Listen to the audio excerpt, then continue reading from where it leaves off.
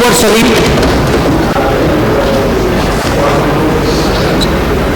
माननीय अध्यक्ष महोदय, दुनिया की सबसे बड़ी जमहूरियत का नायब सदर बनने पर, ईवान आला का सदर बनने पर मैं दिल की गहराइयों से अपनी ओर से, अपनी पार्टी की ओर से आपको मुबारकबाद देता हूं।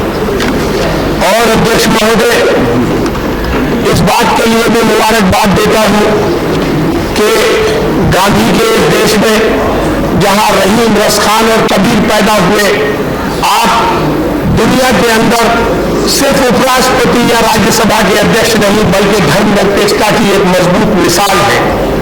यह साबित होता है आपका दोबारा बनने से कि इस मुल्क में जमहूरियत के साथ धर्मनिरपेक्ष मूल्य भी उतने ही मजबूत हैं जितना हमने गुमान किया था।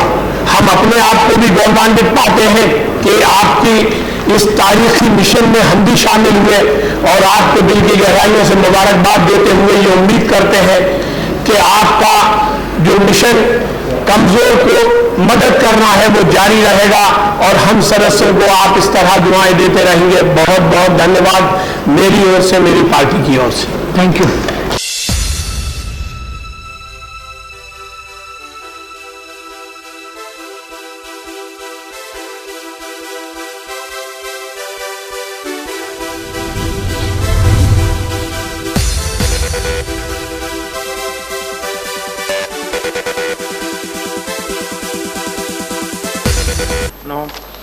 श्री चौधरी मुनवीर सलीम।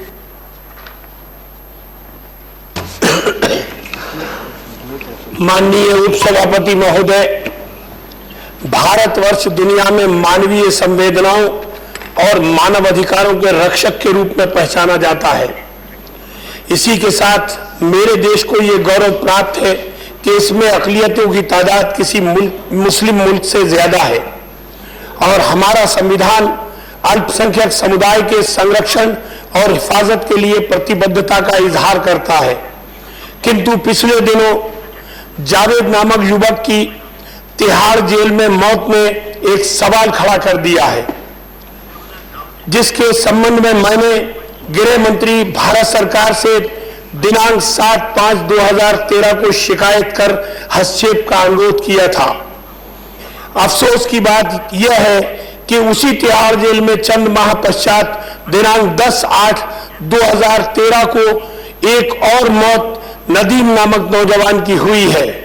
मैं इस निर्मम हादसे के कारण बहुत दुखी हूं और इंसाफ चाहता हूं और भारत सरकार से इस संदर्भ में संज्ञान लेने की मांग करते हुए कार्रवाई कर दोषी अधिकारियों और अपराधियों के विरुद्ध आपराधिक मुकदमे बनाए जाने की मांग करता हूं।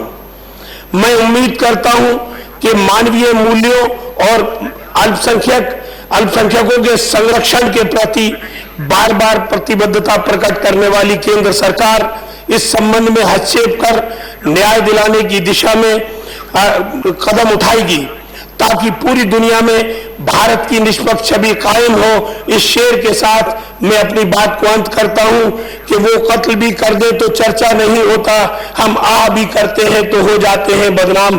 बहुत शुक्रिया, थैंक यू। धन्यवाद। House stands adjourned till 11 AM on Monday, 19th August 2013.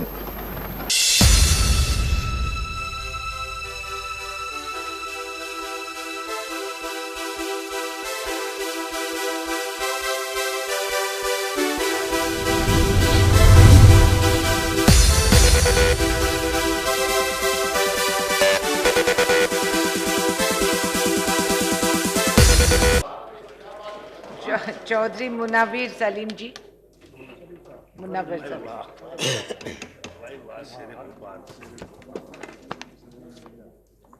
माननीय उपसभापति महोदय, विद्वान वक्ताओं की वक्फ बिल पर तकरीरों के बाद आपने मुझे अवसर दिया इस तारीखी सब्जेक्ट पे बोलने के लिए, इसके लिए शुक्रिया। मैं अपनी बात को एक शेर से शुरू करना चाहता हूं। मुख्तार भाई चले गए। हमारे सर की फटी टोपियों पे तंज ना कर, हमारे ताज अजाइब घरों में रखे हैं। मैं इस महान सदन को ये बताना चाहता हूं कि वक्फिया प्रॉपर्टी किसी सरकार से अनुदानित प्रॉपर्टी नहीं है। वक्फिया प्रॉपर्टी किसी दूसरे देश से दी हुई प्रॉपर्टी नहीं है। वक्फिया प्रॉपर्टी वो प्रॉपर्टी है जिसे मजहब के आईने में मेरे देश के लोगों ने, मेरे समाज के लोगों ने, मेरे मजहब के लोगों ने, हमारे धर्म के गरीब लोगों के इस्तेमाल के लिए हमें दिया था। मैं इस कसक को, इस दर्द को इस महान सदन में बयान करना चाहता हूं। 1947 को मुल्क आजाद हो जाने के बाद से हम ये मांगते रहे कि हमें वक्फ प्रॉपर्टी का हिसाब दो, हमें वक्फ प्रॉपर्टी, हमें बताओ कि हमारी प्रॉपर्टी कहां है। अभी सैफुद्दीन सोज साहब बोल रहे थे, मैं चाहता हूं वो यहां के सीनियर मेंबर है, रुके। लेकिन सरकार की नीयत कभी साफ नहीं रही वक्फ प्रॉपर्टी के मामले में। मैं माननीय मंत्री जी का व्यक्तिगत रूप से बहुत आदर करता हूं, के रहमान साहब का। उनकी नीयत पे भी मैं शक नहीं कर सकता, उनके सोच पे भी शक नहीं कर सकता। उन्होंने एक जुर्रत की है। हम उस कानून का इस्तकबाल करते हैं जिस संशोधन बिल को वो 2010 के लेके आए हैं। हम ये मानते हैं कि ऊंट के मुंह में जीरा ही सही, थोड़ा दर्द लेकिन दर्द हुआ, लेकिन उसमें बहुत सारी कमियां हैं। अगर फराग दिली के साथ वो सोचेंगे तो उन्हें लगेगा कि बहुत सारी कमियां हैं। बुनियादी सवाल यह है कि अगर वक्फ प्रॉपर्टी है और हमारे इस्तेमाल में नहीं आ रही तो उसे हमें कैसे दिलाओगे, उसको हमारे इस्तेमाल के लिए कैसे दिया जाएगा। पूरे कानून को छान डाला 2 रातों से, कहीं इसका मजबूत कोई फैसला इस कानून में, किसी धारा में, किसी खंड में, किसी जगह नहीं लिया गया। इसलिए मैं एक बार दरखास्त करता हूं, एक लाइन में अगर कहा जाए तो ये कहा जा सकता है कि वक्फ कानून की मंशा ये होना चाहिए कि वाकिफ ने जिस मंशा से वक्फिया का जायदाद वक्फ की है, दानदाता ने जिस मद में वो जायदाद हमें दान दी है, हमें उस मद में वो जायदाद वापस मिल जाना चाहिए। मैं एक बात पे सरकार को आगाह कर देना चाहता हूं, ये हिंदुस्तान के उस 25 करोड़ कमजोर मुसलमानों का मामला है जिनके लिए जस्टिस सच्चर ने लिखा, इनकी तालीमी और इनकी आर्थिक हालत दलितों से बदतर है। अगर वाकिफ की मंशा के खिलाफ वक्फिया जायदाद के इस्तेमाल की एक स्टेप बढ़ाने की भी कोशिश की गई तो न सिर्फ संसद बल्कि सड़कों पे भी एक संघर्ष की स्थिति बनेगी। चूंकि ये एक मजहबी फरीजा है, एक मजहब का एक हिस्सा है वक्फिया जायदाद। मैं कुछ चीजों पे माननीय मंत्री जी का ध्यान आकर्षित करना चाहता हूं। मैं उस जस्टिस सच्चर को सलाम करता हूं जिसने भारतवर्ष में घूम घूम कर वक्फिया जायदाद का रिकॉर्ड, अफसोस हिंदुस्तान की सरकार के पास नहीं है। मैंने क्वेश्चन लगाया था, जवाब आया कि हमारे पास नहीं है, लेकिन जस्टिस सच्चर ने घूम घूम के जो हमें हिसाब दिया है, जो अपनी रिपोर्ट में लिखा है, उन्होंने लिखा है 4.9 लाख वक्फ संपत्तियां पंजीकृत हैं, माने रजिस्टर्ड हैं।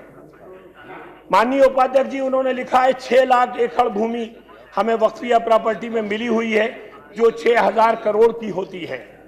इसी रिपोर्ट के अंदर लिखा हुआ है इस वक्फिया संपत्ति का बाजार मूल्य कई गुना अधिक है। उदाहरण के तौर पर वर्तमान आंकलन के अनुसार केवल दिल्ली में ही वक्फ संपत्ति 6000 करोड़ रुपए की है।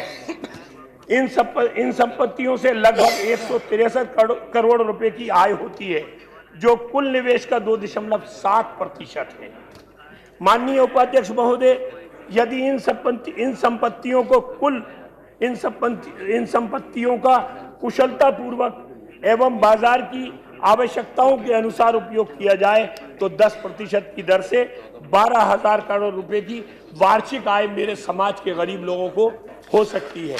मैंने सोज साहब को इसलिए रोका, सोज साहब ने सरकार की बड़ी मजबूत पैरवी की है, मैं उनका बहुत इज्जत करता हूं, आदर करता हूं। केवल दिल्ली में 318 वक्फ संपत्तियों पर अनधिकृत कब्जा किया गया है। भारतीय पुरातात्विक सर्वेक्षण एक विभाग, दिल्ली विकास प्राधिकरण दूसरा विभाग, दिल्ली नगर निगम तीसरा विभाग, ये सरकार का ही एक हिस्सा है। मैं देखना चाहता हूं कि केंद्र की सरकार इनके मामले में क्या फैसला करती है इस कानून के आने के बाद। माननीय उपाध्यक्ष महोदय, मुनव्वर सलीम जी प्लीज कंक्लूड। जी कोशिश करिए कि खत्म करें। जी मैं कहना चाहता हूं उपाध्यक्ष महोदय, मैंने खड़े होकर तब भी कहा था, ये हमारी समाज का ऐसा गंभीर मामला है। आज पूरे देश में पढ़ने लिखने वाला मुसलमान टेलीविजन के सामने बैठा है और ये जानना चाहता है कि सरकार कौन सा बिल ला रही है और सरकार के इस बिल पे क्या क्या मुतालबात उनके प्रतिनिधि, उनके नौकर, उनके खादिम कर रहे हैं। अब माननीय उपाध्यक्ष महोदय, मैं आपके जरिए मंत्री जी से कहना चाहता हूं कि माननीय मंत्री जी, आप अपने बिल में ये प्रावधान आपने किया है कि वक्फ परिषद बनाई जाएगी, लेकिन वक्फ परिषद को ताकतवर बनाइए आर्थिक रूप से, और वक्फ परिषद का जो सीईओ हो, जो एग्जीक्यूटिव ऑफिसर हो, वो आईएएस होना चाहिए ताकि उसके हुक्म का सम्मान हो। मैं इस ईवान के माध्यम से, इस सदन के माध्यम से ये मुतालबा करता हूं कि वक्फ कानून, वक्फ मंत्री हमारा अल्पसंख्यक कल्याण मंत्री होता है, उसको पृथक करके वक्फ विभाग का अपना एक मिनिस्ट्री कायम होना चाहिए और अपना मंत्री होना चाहिए। माननीय उपाध्यक्ष महोदय, मैं कहना चाहता हूं कि इस कानून में धारा 7 खंड 5 में अपील का अधिकार सिविल कोर्ट को दे दिया गया है। यह हमारे लिए बड़ा दर्द का पहलू है। हमारे मुकदमा 30 साल से पेंडिंग है। हम चाहते हैं कि वक्फ अदालतों के कानून को सिर्फ वक्फ अदालत में ही चैलेंज किया जाए और एक टर्मिनल और उसके लिए कोर्ट अलग बनाया जाए, और हमारी अपील सिविल कोर्ट में जाने से पेंडिंग होती है। मैं अभी आपको ये रिकॉर्ड बताना चाहता हूं कि कितने साल से पेंडिंग है। वक्फ आमदनी का 50% हिस्सा ये कानून बने के गरीबों पे खर्च होगा। माननीय उपाध्यक्ष महोदय, धारा 56 के अनुसार बड़ी विवादग्रस्त धारा है। इसमें लीज की बात कही गई है, घुमा फिरा के 30 साल की। मैं कहता हूं कि सरकार कौन होती है वाकिफ की मर्जी के खिलाफ लीज देने वाली? अगर मेरे धर्म के किसी आदमी ने दान की है कोई जायदाद, कोई इमारत, कोई बिल्डिंग, तो इसलिए की है कि उसके समाज के गरीब लोग उसका इस्तेमाल कर सकें। वाकिफ की मर्जी के बगैर सरकार कैसे ऐलान कर सकती है कि हम 30 साल के लिए उसे लीज पे देंगे? मैं इसमें संशोधन की मांग करता हूं। माननीय उपाध्यक्ष महोदय, मैं कहना चाहता हूं कि अवैध कब्जेदारों के खिलाफ कोई मजबूत कानून नहीं है और हमारे सीईओ को कोई इख्तियार नहीं दिए गए, और सीईओ भी हमारा जो है आज तक पूरे 27 या 28 वक्फ बोर्ड है हिंदुस्तान में। आप प्लीज कंक्लूड करिए, अब दूसरों का समय आप ले रहे हैं। बहुत सारे लोग हैं जो बोलना चाहते हैं। मैडम 2 मिनट और दीजिए प्लीज। हमारे 28 वक्फ बोर्ड्स में से एक भी वक्फ बोर्ड ऐसा नहीं है जहां डिप्टी कलेक्टर स्तर का कोई सीईओ हो। हमारे सीईओज जो है वो डिप्टी कलेक्टर स्तर के होना चाहिए, और उन सीईओज को न सिर्फ एसडीएम वाले पावर होना चाहिए, लॉ एंड ऑर्डर के पावर होना चाहिए, बल्कि किसी जायदाद को खाली कराने का इख्तियार भी उनके पास होना चाहिए, तभी उनके सीईओ होने का कोई मतलब है। मैं माननीय उपाध्यक्ष महोदय एक आखिरी बात कह के अपनी बात समाप्त करना चाहता हूं। अभी मेरे काबिल दोस्त ने कहा कि समाजवादी पार्टी की सरकार आने के बाद वक्फ बोर्ड में, उत्तर प्रदेश वक्फ बोर्ड में इख्तियारात कम किए गए हैं। अभी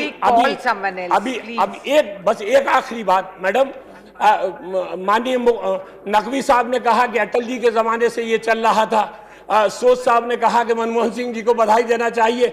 मैं इस ईवान को बताना चाहता हूं, 1993 में जब मुलायम सिंह यादव की सरकार बनी और माननीय आजम खान उसके मंत्री बने, जो इस ईवान के भी मेंबर रहे, पहली बार हिंदुस्तान में और किराएदारी कानून से वक्फ बोर्ड को मुताजाना कराया गया, और आज भी हिंदुस्तान के अंदर सिर्फ चार स्टेट हैं जहां किराएदारी कानून से मुताजाना है वक्फ बोर्ड। काश पूरा हिंदुस्तान इसको मान ले तो मामला बहुत बन जाएगा। माननीय उपाध्यक्ष महोदय, मैं इस बिल को इस उम्मीद के साथ कि मैंने जो मशवरे दिए हैं उन्हें भी माननीय मंत्री जी अहमियत देंगे, मैं इस बिल को सपोर्ट करता हूं, इस बिल की तायीद करता हूं। बहुत शुक्रिया। हिंदुस्तान जिंदाबाद। थैंक यू अली अनवर अंसारी जी।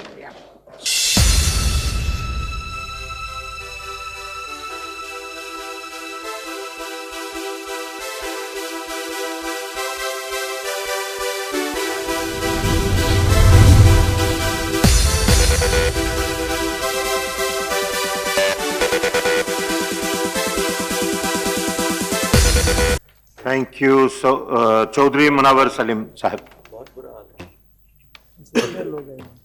उप सभापति महोदय, मान्यवर, मैं हिंदुस्तान की जंग आज़ादी में अहम किरदार अदा करने वाली उर्दू भाषा में प्रकाशित होने वाले उर्दू अखबारात की दर्दनाक दास्तान पर आपके माध्यम से सदन का ध्यान आकर्षित करना चाहता हूं। महोदय, मैं चाहता हूं कि 15 अगस्त 1947 को कितने उर्दू अखबारात देश में प्रकाशित होते थे और आज कितने हो रहे हैं, इसकी सरकार जानकारी दे। मैं जानना चाहता हूं कि सरकार के DAVP लिस्ट में कितने उर्दू अखबारात शामिल हैं। मैं आपके माध्यम से अफसोस के साथ कहता हूं कि वो उर्दू भाषा जिसने भारतवर्ष को मोहब्बत शब्द दिया है, आज वो सरकार की मोहब्बत से महरूम है। मान्यवर, अखबार शब्द उर्दू का है, परंतु उर्दू अखबारात को न्याय नहीं मिल रहा है। मैं विशेष अवसर के साथ उर्दू अखबारात के लिए सरकार से मांग करता हूं। और महोदय, मैं कहना चाहता हूं कि केवल 5% भारतवासी जिस भाषा को जानते हैं, उन अखबारों को सरकार जिस प्रकार विज्ञापन देती है, उसको देखकर लगता है कि हम आज भी मानसिक रूप से कमजोर हैं। परंतु मेरा उद्देश्य किसी भी भाषा का विरोध करना ना होकर केवल इतना है कि उर्दू हिंदुस्तान में जन्मी है, जिस उर्दू ने इनकलाब जिंदाबाद, आजादी, गुलामी, अदालत, गवाह, दलील, वकील, अपील जैसे करोड़ों शब्दों का कोश आम हिंदुस्तानियों को दिया है, उस उर्दू भाषा के अखबारों के साथ सरकार न्याय करते हुए एक बार फिर 15 अगस्त 1947 की स्थिति में उर्दू अखबारात को लाने का प्रयास करे, क्योंकि उर्दू भारत की केवल भाषा नहीं है बल्कि संस्कृति और इतिहास भी है। बहुत शुक्रिया। हिंदुस्तान जिंदाबाद। शुक्रिया। नेक्स्ट इज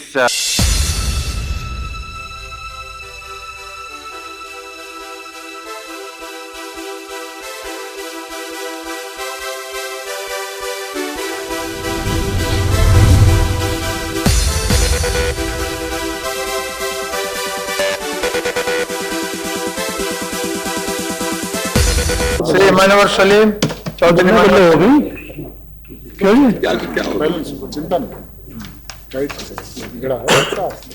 सभापति महोदय, आदरणीय नायक साहब का दर्द, गोवा की संस्कृति, गोवा की आर्थिक समस्याएं, गोवा की आवाम का दर्द इस प्रस्ताव में झलकता है। हम समाजवादियों का गोवा से बड़ा गहरा रिश्ता रहा है। गोवा की आजादी, हिंदुस्तान की पूरे मुल्क की आजादी के बाद आजाद हुआ गोवा, और हमारे नेताओं की आंखें तक गई। यमुना प्रसाद शास्त्री अंधे हो गए थे लाठीचार्ज में। हमने वहां जब फिरंगियों के खिलाफ समाजवादियों ने संघर्ष किया, नेता राजनारायण जी की पैर टूट गए थे लाठीचार्ज में। लंबी जेल काटी थी स्वर्गीय मधुलिमय जी ने। गोवा के लोगों से समाजवादियों का बड़ा भावनात्मक रिश्ता है और यह प्रस्ताव भी भावनात्मक है। मैं नायक जी के इस दर्द को महसूस कर सकता हूं। हिंदुस्तान के जो हिस्से, जिनकी संस्कृति, जिनकी भाषा, जिनके जीने का अंदाज अलग अलग है, उनकी संस्कृति को बचाया जाना जरूरी है, उनकी जमीन जायदाद को भी बचाया जाना जरूरी है। इन्हीं हालात को मद्देनजर रखते हुए धारा 370, जो एक नई बहस मेरे भाई ने करी थी, धारा 370 कश्मीर को दी गई थी, और उस वक्त मुस्लिम बहुल होते हुए भी कश्मीर के लोगों ने अपनी संस्कृति के हक में और पाकिस्तान के साथ जाने से इनकार करके एक बड़ी डिबेट और बड़ा सेकुलर इम्तिहान दिया था, और यह कहा था मुस्लिम बहुल होते हुए भी कि हम आजाद हिंदुस्तान के साथ रहना चाहते हैं, लेकिन अपनी संस्कृति को बचाकर। उसमें हिंदू मुसलमान नहीं थे, उसमें राजा करण सिंह साहब के पिता ने धारा 370 मांगी थी, चूंकि वो संस्कृति का सवाल था। कुछ ऐसी सवाल गोवा के सामने भी है।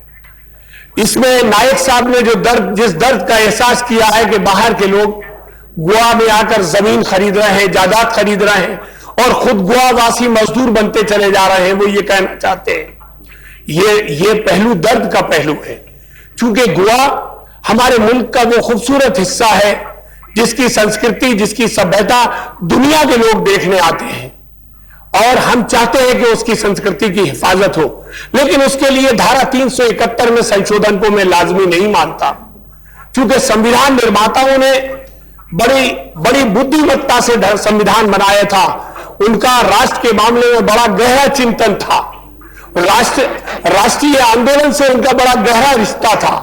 मैं नहीं चाहता कि धारा 371 में कोई अमेंडमेंट आए, लेकिन मैं इस पक्ष का और मेरी पार्टी इस पक्ष की हमेशा रही है कि गोवा की संस्कृति सभ्यता की हिफाजत होनी चाहिए और गोवा वासियों को के सर पर जो बाहरी लोग विकास के नाम पे मुसल्लत हो रहे हैं उनके लिए कोई ना कोई बैरिकेडिंग होनी चाहिए।